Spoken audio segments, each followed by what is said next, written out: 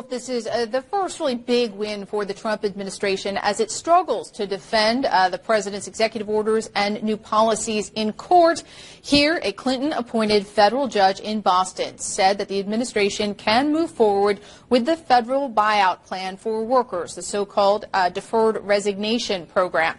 Now, it was temporarily paused, the deadline to accept that offer by this judge as he contemplated a lawsuit that was brought by several unions.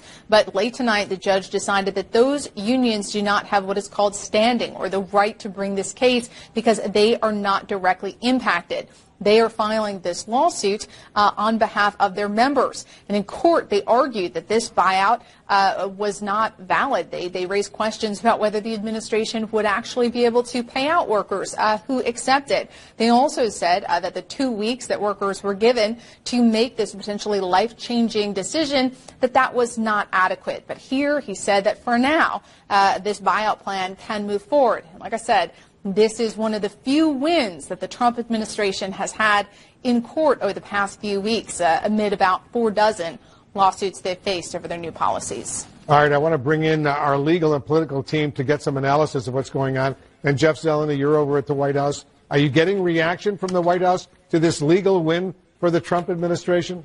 Well, talking to an official just before we came on the air, they say they are pleased with this ruling, which they are still reviewing.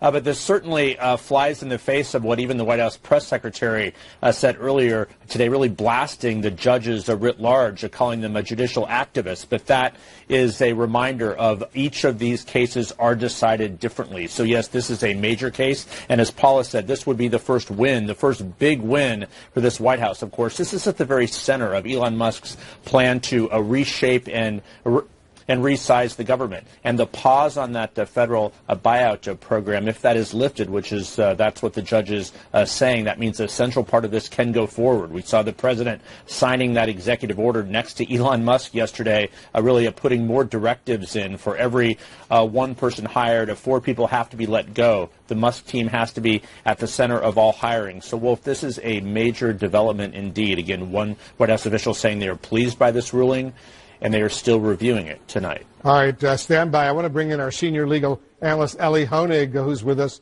right now. Ellie, what was the legal basis for this decision?